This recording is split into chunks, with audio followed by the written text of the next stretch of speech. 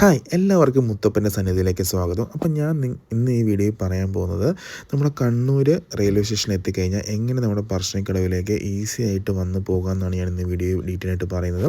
അപ്പം എല്ലാവർക്കും എൻ്റെ വീഡിയോയിലേക്ക് സ്വാഗതം. അപ്പം നമ്മളിപ്പോൾ ഉള്ളത് നമ്മുടെ കണ്ണൂർ പറശ്ശിനിക്കടവ് മുത്തപ്പൻ സന്നിധിയിലാണ്. എല്ലാവർക്കും അറിയാമായിരിക്കും, ജാതി മത ഭേദമന്യേ എല്ലാവർക്കും വരാൻ പറ്റിയ ഒരു അമ്പലമാണ് നമ്മുടെ കണ്ണൂരിലുള്ള പറശ്ശിനിക്കടവ് മുത്തപ്പൻ ക്ഷേത്രം. അപ്പം ഇവിടെ വരുമ്പോൾ ശ്രദ്ധിക്കേണ്ട കാര്യങ്ങൾ എന്തൊക്കെയാണെന്നാണ് ഞാൻ ഈ വീഡിയോ പറയുന്നത്. അപ്പം ഒരാൾ കണ്ണൂർ റെയിൽവേ സ്റ്റേഷനിൽ ഇപ്പം ദൂരെ എവിടെ നിന്നുള്ള ആളാണെങ്കിലും കണ്ണൂർ റെയിൽവേ സ്റ്റേഷനിൽ വരുവാണെങ്കിൽ ഇവിടെ എങ്ങനെ വന്നിട്ട് പോകാമെന്നുള്ളതാണ് ഞാൻ ഇന്ന് വീഡിയോയിൽ പറയുന്നത്.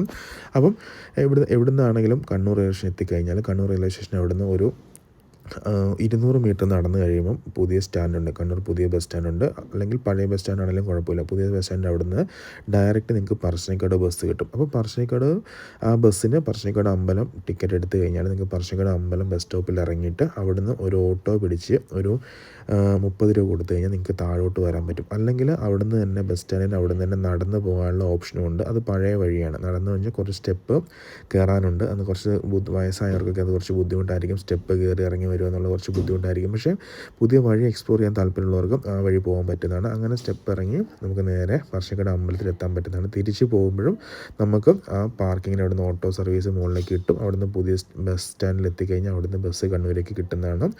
പിന്നെ കണ്ണൂർ ഇറങ്ങി കഴിഞ്ഞാൽ കണ്ണൂർ പുതിയ സ്റ്റാൻഡിലും പഴയ സ്റ്റാൻഡിലും പറശ്ശിനിക്കടവ് ബസ് വരും.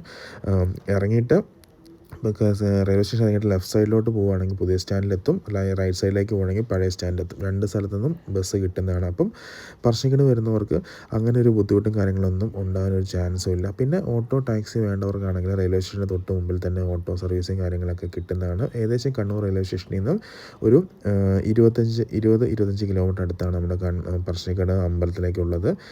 അപ്പം അവിടെ നമുക്കൊരു 1 അവർ കൊണ്ട് മാക്സിമം പറശ്ശിനിക്കടവ് അമ്പലത്തിൽ എത്താൻ പറ്റും. അവിടെ നിന്ന് വന്നു കഴിഞ്ഞാൽ ഇവിടെ എപ്പോഴും നമുക്ക് പ്രസാദം, ചായയും പയറും തേങ്ങാക്കൊത്തും പ്രസാദമായിട്ട് കിട്ടുന്നതാണ്. അത് 24 hours ഉണ്ട്. പിന്നെ എല്ലാ ദിവസവും നമുക്ക് അന്നദാനം ഉണ്ടായിരിക്കുന്നതാണ്. അപ്പോൾ അതൊക്കെ എല്ലാവർക്കും കഴിക്കാൻ പറ്റുന്നതാണ്. അത് കഴിച്ചിട്ട് തിരിച്ച് പോകാൻ പറ്റും. പിന്നെ ഇതിന് മുമ്പിൽ തന്നെ നമുക്ക് ബോട്ട് സർവീസിങ് അവൈലബിൾ ആണ്. പിന്നെ വിസ്മയ അമ്യൂസ്മെൻറ്റ് പാർക്കുണ്ട്, അതുപോലെ തന്നെ സ്നേക്ക് പാർക്കും ഉണ്ട്. ഈ 3 കാര്യങ്ങൾ നമുക്കിവിടെ വന്നു കഴിഞ്ഞാൽ തന്നെ എക്സ്പ്ലോർ ചെയ്യാൻ പറ്റുന്നതാണ്. അപ്പം പറശ്ശിനിക്കടവ് വരുന്ന ആൾക്കാർക്ക് ഒരു ദിവസം എക്സ്പ്ലോർ ചെയ്യാൻ പറ്റുന്ന കാര്യങ്ങളെല്ലാം തന്നെ ഇവിടെ ഉണ്ട്. അപ്പം ഈസി ആയിട്ട് നമ്മൾ ട്രെയിനിന് വന്നു കഴിഞ്ഞാലും ബസ്സിന് വന്നു കഴിഞ്ഞാലും നമുക്ക് തിരിച്ച് ഈസി ആയിട്ട് പോകാൻ പറ്റുന്നതാണ്. റെയിൽവേ സ്റ്റേഷനിൽ നിന്ന് തന്നെ അവിടെ നിന്ന് തന്നെ ഒരു 200 മീറ്റർ നടന്ന് നമുക്ക് ബസ് കിട്ടുന്നതാണ്. അപ്പം അങ്ങനെ വന്നിട്ട് ഒരു 1 hour ജേർണി അപ്പ് ആൻഡ് ഡൗണും. പിന്നെ ഇവിടെ വന്നു കഴിഞ്ഞാൽ വലിയ തിരക്കൊന്നും ഉണ്ടാവില്ല. നിങ്ങൾക്ക് ഈസി ആയിട്ട് അന്നദാനം ഉണ്ടാവും ഉച്ചയ്ക്ക്. അതുപോലെ ഫുൾ ടൈം പ്രസാദം അവൈലബിൾ ആണ്. അപ്പം എല്ലാവർക്കും